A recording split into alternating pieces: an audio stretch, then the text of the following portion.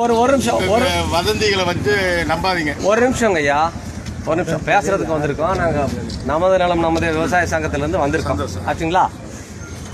இப்போ நீங்கள் 3 நாள் அந்த பகுதியினுடைய பத்திரப்பதிவை நீங்கள் நிறுத்தி வச்சுருந்துருக்கீங்க.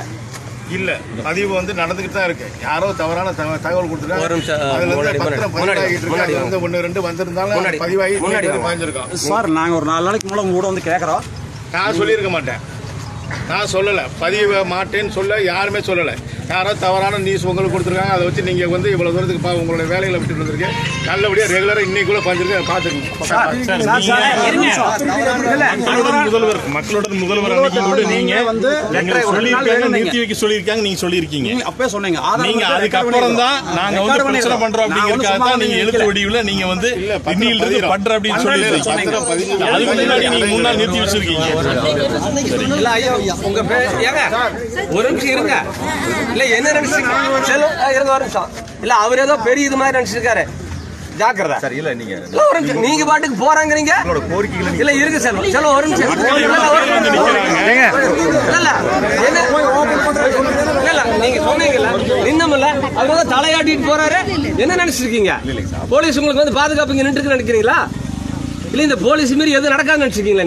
நீங்க பாட்டுக்கு போறேன்னு தலையாட்டிட்டு போறீங்க. அப்ப எங்களெல்லாம் பார்த்தா உங்களுக்கு எப்படி தெரியுது? எப்படி தெரியுது? மாத்தி மாத்தி பேசிட்டு இருக்கீங்க. இல்ல இருங்க ஒரு நிமிஷம்.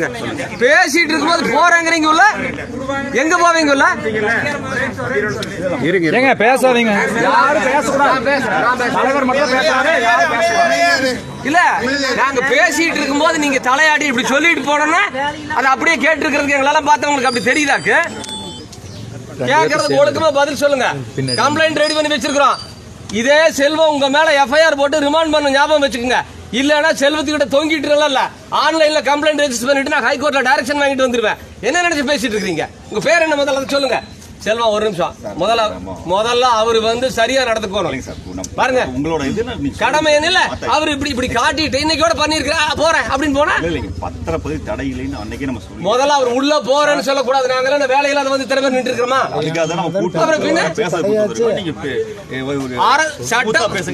அல்லங்க அவரு ஸ்மூத்தா பேசியிருந்தா நாங்களும் ஸ்மூத்தா தான் பேசுவோம். என்ன சொல்லிருக்கணும்? கொஞ்சம் நீ தள்ளி நில்லுங்க. நீங்க நடுவுல நிக்கிறத பார்த்தா ஏதோ நான் அவர் அடிச்சு போடுற மாதிரியும் நீங்க இப்படி குறுக்கணும்னு அப்படியே அவரோட முகத்தை பார்த்து உங்க பேரு சொல்லுங்க. செல்வ பாலமுருகன். செல்வ பாலமுருகன் ஒன்னு தெரிஞ்சுக்கங்க. நீங்க இந்திய அரசியலமைப்பு சட்டப்படி அரசு பணியாளராக நியமிக்கப்பட்ட ஒரு அரசு பணியாள். உங்களுக்கான ஊதியத்தை அரசு எங்களுடைய வரிப்பணத்திலிருந்து வழங்குகிறது. சட்டப்படியான ஆட்சி நடக்குது. உங்களுடைய வேலை ஒவ்வொன்றும் சட்டப்படியா இருக்கும். உங்க வேலை மட்டும் இல்ல, இவங்க வேலை உட்பட சட்டப்படி பண்ணலன்னா என்ன ஆகுங்கிறது இவங்களுக்கு தெரியும். இப்பதான் ஒண்ணு நாங்க பயிற்சி கொடுத்துருக்கோம். புரியுதா? நீங்களும் அதை ஞாபகம் வச்சுக்கோங்க. நீங்க ஒன்னும் கடவுள் அல்ல, அல்லது நீங்க ஒன்னும் அரசர் அல்ல. நாங்க ஒன்னும் உங்ககிட்ட பிச்சை கேட்டு வந்த ஆளுங்க இல்ல. புரியுதா? நீங்க இந்த டாக்குமெண்ட் ரைட் கிட்ட பேசுற மாதிரி எல்லாம் பேசுனீங்கன்னா வேற விதமா போயிடும். அதை நீங்க ஞாபகம் வச்சுக்கோங்க. இப்போ போலீஸ் இருந்திருக்கிறது மாவட்ட நிர்வாகத்துக்காக. இன்னும் இவங்க கிட்ட கேள்வி கேட்டா இவங்க பதில் சொல்ல வேண்டி இருக்குது. நான் பரவாயில்லன்னு விட்டு வச்சிருக்கிறேன். புரியுதா? நீங்க இப்படி ஆட்டிட்டு உள்ள போய் உட்காந்துட்டு நீங்க மாமூல் வாழ்க்கையை தொடர்ந்துக்கலாம் நினைக்க வேண்டாம். எல்லாம் வச்சிருக்கிறோம். உங்களை டிராப் பண்றதுக்கு எங்கிட்ட 10 வழி இருக்குது. ஞாபகம் வச்சுக்கோங்க. நாங்க தான் ரெஜிஸ்டர் ஆபீஸ் வரணும். உங்களை டிராப் பண்றதுக்கு இந்த வாரத்தில் பண்ணி போடுவேன், வேற விவகாரத்துல. அது எங்களுக்கு தேவையில்லை. ஒழுக்கமா இதுக்கு பதில் சொல்லி சரியா பண்ணிட்டு போனீங்கன்னா பிரச்சனை முடியும். அதை ஞாபகம் வச்சுக்கோங்க. எதுக்காக நீங்க ரெஜிஸ்டர் பண்ண மாட்டேன்னு சொன்னீங்க?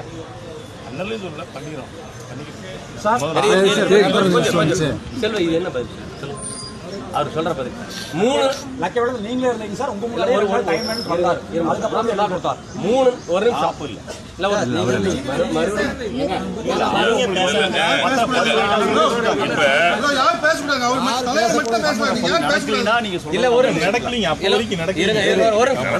ஒரு நிமிஷம் பாருங்க. நான் ஜென்ரலா பேசுறேன். இவரு 3 நாள் பத்திரப்பதிவு நிறுத்தி வச்சது மட்டுமில்ல, அதை பூரா இந்த 3 மாவட்டத்துக்கு நடத்தி விட்டார். ஈரோடு, திருப்பூர், கோயம்புத்தூர் 3. அதை நிறுத்துங்கப்பா. யார் இது? விளைவு என்னன்னா, இப்போ கிரைய அந்த 3 நாள் நின்னது மட்டுமில்ல, பணம் கொடுத்து டோக்கன் கொடுத்துருந்தவங்க கிரையமனா திரும்பி போயிட்டாங்க. இப்போ என்ன சொல்றாங்கன்னா, இதுல பிரச்சனை இருக்குது.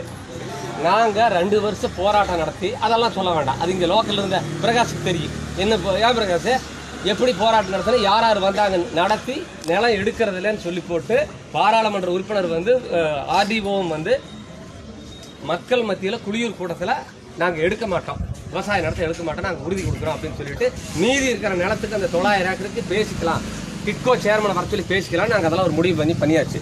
இயல்பு வாழ்க்கை திரும்பிட்டு இருக்குது. இந்த பிரச்சனைக்கு அப்புறம் அப்பதான் ஒவ்வொன்றா வர்றாங்க. நீங்க அன்னூர்ல இருந்து கோயம்புத்தூர் போற வழியில 1/2 கிலோமீட்டர் தாண்டா ஏக்கரா 1 கோடி ரூபாய், மெயின் ரோட்ல வந்தா 3 கோடி ரூபாய் 4 கோடி ரூபாய் போகுது. அங்க 40 லட்சம் கூட போறதில்ல. என்ன காரணம்னா இந்த இளவெல்லாம் தான் காரணம். இதுல இருந்து மீண்டு இப்பதான் ஓரளவுக்கு வந்துட்டு இருந்தோம். இவர் 3 நாள் பண்ண வேலை இப்ப மொத்தமா வியாபாரம் எடுத்து போச்சு. இதுல இருந்து மீண்டு எந்திரிச்சு நீ ஒருத்த வந்து பூமி வாங்க வருவானா இல்லையான்னு தெரியாது. சும்மா அப்படி சொல்லிட்டு நான் பண்ணிட்டு அப்படி போறதுக்கு நாங்கெல்லாம் ஒண்ணு காதுல பூ வச்சிருக்கல, கடுப்புல இருக்கிறோம். இதனுடைய விளைவு இந்த மக்களுடைய பொருளாதாரம் மண்டையடி ஆயிப்போச்சு. இதனுடைய பின்விளைவு என்னன்னா வெறும் பொருளாதாரம் மட்டும் இல்ல, இவங்க வாழ்வியலையே பாதிக்கக்கூடிய அளவுக்கு ஆயிப்போச்சு.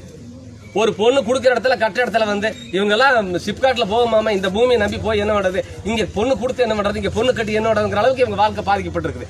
இவ்வளவு பெரிய ஒரு அயோக்கியத்தனத்தை பண்ணி போட்டு ஒண்ணுமே இல்லாத வந்தோன்னா இப்படி காட்டிட்டு அவர் போறாங்கிறாரு. நாங்க சாதாரண எடுத்துட்டு போக முடியுமா?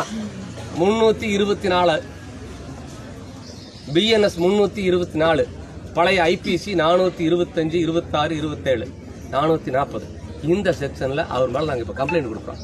நீங்க FIR போடணும். இந்த கூட்டம் அப்படியே அங்க ஸ்டேஷனுக்கு வரும். அவர் போட்டோம். நான் என்ன சொல்றேன், எதுக்கு பேசுறது கூப்பிட்டேன்னு சொன்னேன். இதெல்லாம் பண்றதுக்கு இதெல்லாம் தேவையில்லை, நாங்களாம் அங்க உட்காந்து பண்ணிடலாம். நீங்க பண்ணலன்னு சொன்னா ஆன்லைன்ல ரெஜிஸ்டர் பண்ணி போட்டு ஹைகோர்ட்ல ஒரு டைரக்ஷன் வாங்கிட்டு வந்துடலாம். ரொம்ப நேரம் ஆகாது. எங்ககிட்ட எவிடன்ஸ் இருக்குது. அவரெல்லாம் நான் சொல்லல அப்படின்னு சொல்றதுதான் ஆகாது. ஒரு வாய்ப்பு, செஞ்ச தப்ப திருத்திக்கிறதுக்கு ஒரு வாய்ப்பு. பாதிக்கப்பட்ட மக்கள் இருக்காங்க, அதுக்காகத்தான் பாலமுருகன் சரிதானே சொல்றாங்க, பாலமுருகனுக்கு ஒரு வாய்ப்பு கொடுத்திருக்கிறோம். இந்த பஜனை எல்லாம் பாடிட்டு இருந்தா அது மத்தவங்க கிட்ட நடக்கும், எங்கிட்ட அதெல்லாம் நடக்கவே முடிவில்லை. இதான் ஆரம்பம். எரியுதடி மாலா பேனர் போடு அப்படின்னு கதறுவாங்க.